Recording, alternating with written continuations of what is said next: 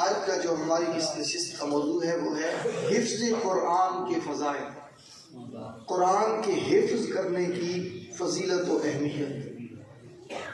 اللہ رب العزت نے قرآن میں بارہا جگہات پر اسی قرآن کی عزت و تکریم کو بیان فرمایا ہے۔ کہیں فرمایا ھدی للناس وبینات من الہدی والفرقان، لوگوں کی ہدایت کے لیے یہ قرآن اتارا گیا، اس میں لوگوں کے لیے ہدایت بھی ہے، رہنمائی بھی ہے اور فیصلہ کی روشن باتیں بھی ہیں۔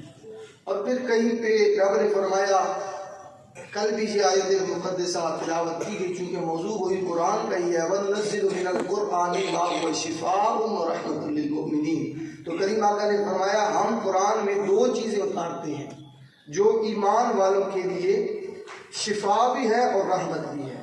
یعنی قرآن میں ایمان والوں کے لیے رب نے شفا بھی رکھ دی ہے اور رحمت بھی رکھ دی ہے۔ یہ قرآن پاک کا جو مفہومی فضائل کے لحاظ سے، جو مفہومی اعتبار سے یہ مقام و مرتبہ ہے۔ اور پھر اللہ رب العزت نے مزید ارشاد فرمایا، ان ھذا القرآن یہدی للتی ہی اقوم ویبشر المؤمنین الذین یعملون الصالحات، یعنی یہ قرآن وہ راہ دکھاتا ہے جو سب سے سیدھی ہے اور ایمان والوں کو جو اچھے کام کریں انہیں خوشخبری سناتا ہے بڑے ثواب ہے۔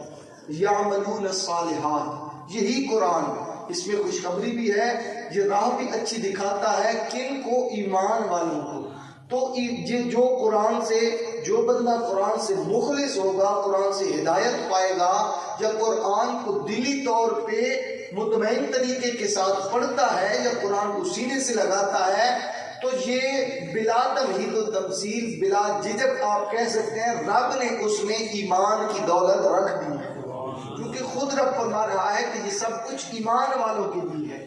بے ایمان تو ساری زندگی نکات ہی نکالتے رہتے ہیں، نقص ہی نکالتے رہتے ہیں۔ جو ایمان والا ہوتا ہے، چاہے خدا کی بات ہو یا مصطفیٰ کی بات ہو، چپ چاپ سر تسلیم خم کر کے آمنا و صدقنا کا نعرہ بلند کرتا ہے کہ جو رب نے فرمایا وہ بھی حق ہے، جو کریم آقا نے فرمایا وہ بھی حق ہے۔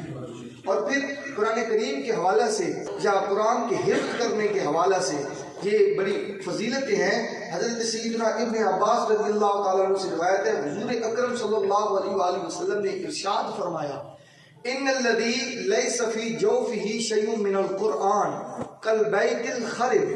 کریم آقا نے فرمایا، سنن ترمذی شریف کی حدیث پاک ہے کہ قرآن پاک سے خالی سینہ، جس سینے میں قرآن کا کوئی جملہ بھی نہ ہو، کوئی آیت بھی نہ ہو، کوئی لفظ بھی نہ ہو، تو کریم آقا نے فرمایا قرآن پاک سے خالی سینہ اس طرح ہوتا ہے جس طرح کوئی ویران گھر ہوتا ہے۔ دل بھی، سینہ بھی ایک گھر کی مانند ہے، اس میں نور بھی سما سکتا ہے، اس میں غلاظت بھی سما سکتی ہے، اس میں گندگی بھی سما سکتی ہے، اس میں تاریکی بھی سما سکتی ہے، اور اسی میں اللہ رب العزت کا نور بھی سما سکتا ہے۔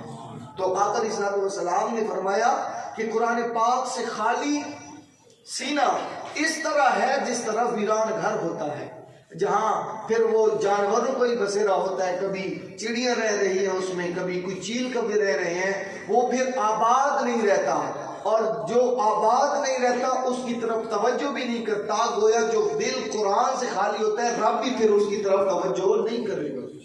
تو آقا علیہ الصلوۃ والسلام نے مزید اس بارے میں ارشاد فرمایا، مستدرک الحاکم کی حدیث پاک ہے کہ آقا علیہ الصلوۃ والسلام نے فرمایا، حضرت عبداللہ بن بریدہ اسلمی نے اپنی والدہ سے روایت کی ہے یہ کہ تاجدار کائنات صلی اللہ علیہ وآلہ وسلم نے ارشاد فرمایا، جس نے قرآن پاک پڑھا، سیکھا اور اس پر عمل کیا تو اسے بروز قیامت نور کا ایک تاج پہنایا جائے گا۔ قیامت کے روز نور کا ایک تاج پہنایا جائے گا جس کی روشنی سورج کی روشنی کی طرح ہوگی، نیز اس کے والدین کو بھی ایسا لباس پہنایا جائے گا۔ جس نے قرآن حفظ کیا، سیکھا، اس کے والدین کو بھی ایسا تاج پہنایا جائے گا کہ ساری کی ساری دنیا اس کے آگے کچھ نہیں ہے۔ وہ ان کے لیے لمحہ فکریہ ہے جو اپنے بیٹے کو آکسفورڈ یونیورسٹی میں پڑھانے کا خواب رکھتے ہیں، یا سپیریئر کالج سے نیچے کی تعلیم دینا تھوڑا سا عجیب سے فیل کرتے ہیں، انہیں یہ بتانا چاہتا ہوں کہ اس کائنات کے اندر کوئی سب سے بڑی تعلیم ہے تو جب وہ خدا کی تعلیمات ہیں یا مصطفیٰ کی تعلیمات ہیں، جی یہاں پر تو گزر جائے گا کام۔ دیکھیں نا جی، کسی سے پوچھا جائے تیرا بیٹا کیا کرتا ہے، وہ کہے گا ڈاکٹر ہے۔ دوسرے سے پوچھا جائے تیرے بیٹا کیا کرتا ہے، وہ کہے گا وہ پروفیسر ہے۔ تیسرے سے پوچھا جائے تیرا بیٹا کیا کرے گا، وہ فلاں کمپنی کا مینیجر ہے۔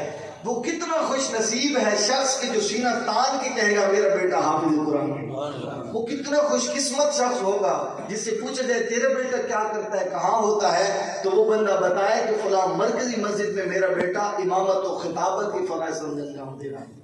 تو اس طریقے کا ذہن بنانا چاہیے۔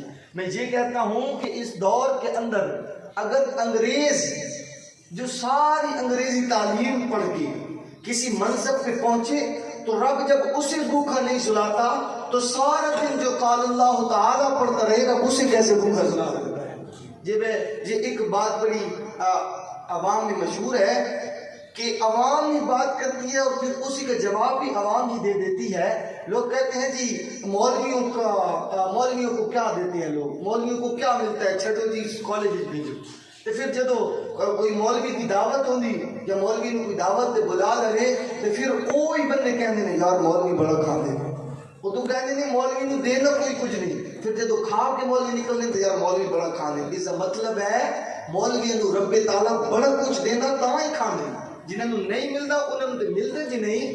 اے یاد رکھو جتنا اچھا کھانا، لباس، رہن سہن اللہ رب العزت نے اپنے دین کے طالب کو عطا کیا ہے، کائنات میں کسی کو بھی نہیں عطا کیا۔ ظاہری طور پہ نہ بھی ہو، ظاہری طور پہ بندہ مفلس حال ہو جاتا ہے، لیکن یہ جہاں تو گزر جانا ہے۔ اب میرے کریم آقا نے ساری زندگی سادگی میں گزاری ہے، تو پھر کیا فتویٰ لگائیں گے کہ وہ معاذ اللہ غریب تھے؟ وہ غریب تھے، وہ جن کے بارے میں تاجدار فرما گئے کہ کون دیتا ہے دینے کو منہ چاہیے، وہ جو کائنات کے ہر ایک فرد کو دینے والا ہے، وہ ساری زندگی اپنے پیٹ پہ پتھر باندھ کے انہوں نے گزاری۔ تو یہ ہم کیا کہیں گے کہ معاذ اللہ وہ غریب تھے؟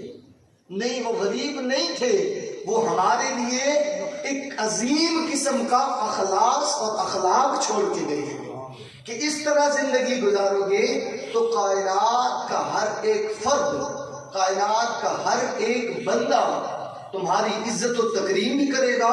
تو بات شروع ہوئی تھی کہ اللہ رب العزت اسے تاج پہنائے گا کہ ساری کی ساری دنیا اس کے آگے کچھ نہیں، تو وہ عرض کریں گے کہ ہمیں کس لیے یہ پہنایا گیا ہے۔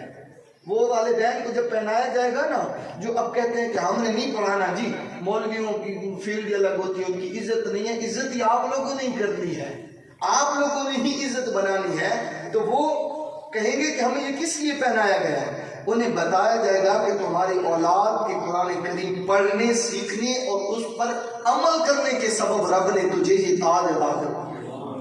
یہ والدین کی، تو والدین کی جب یہ شان ہے تو خود صاحب حفظ قرآن کی کیا شان ہوگی، صاحب حافظ قرآن کی کیا شان ہوگی، وہ ایک الگ موضوع ہے جو کل کا ہے۔